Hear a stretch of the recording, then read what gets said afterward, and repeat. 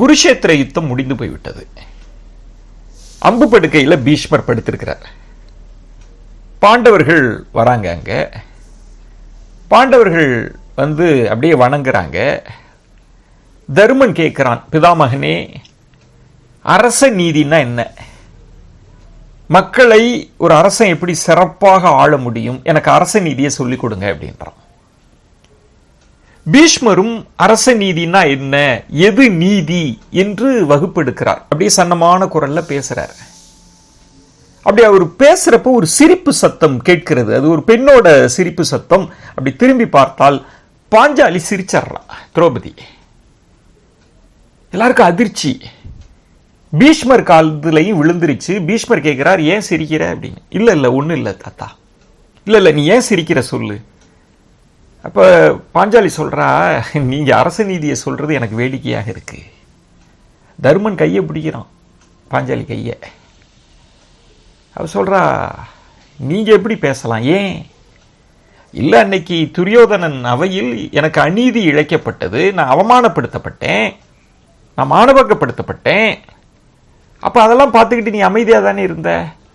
இப்ப நீ வந்து நீதியை பற்றி, அரச நீதியை பற்றி பேசுகிறீர்களே, அதுதான் எனக்கு சிரிப்பு வந்தது அப்படின்னு சொல்லிட்டா. எல்லாருக்கும் அதிர்ச்சி.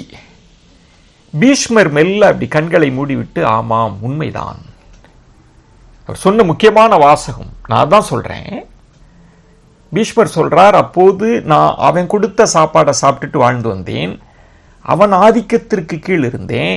அப்ப அது தப்புன்னு எனக்கு தெரியும், ஆனா அதை சொல்வதற்கான தைரியம் எனக்கு வரவில்லை. இன்றைக்கு அம்பு படுக்கையில் படுத்திருக்கிறேன், மரணத்தின் விளிம்பில் இருக்கிறேன், எனக்கு தெளிவு பிறந்து விட்டது என்று சொல்வதாக ஒரு கதை, இந்த சம்பவம் இருக்கு. இது என்ன சொல்கிறது என்றால், ரொம்ப முக்கியமான இடம் இதுதான்.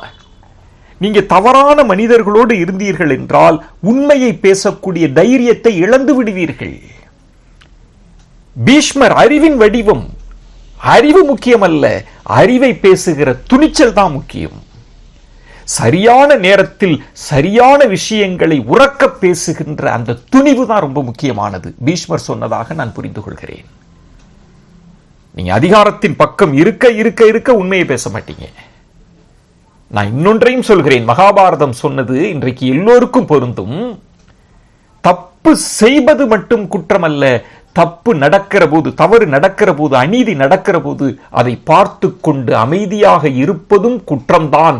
அது பீஷ்மருக்கும் பொருந்தும் என்பதுதான் மகாபாரதம் சொல்கிற செய்தி.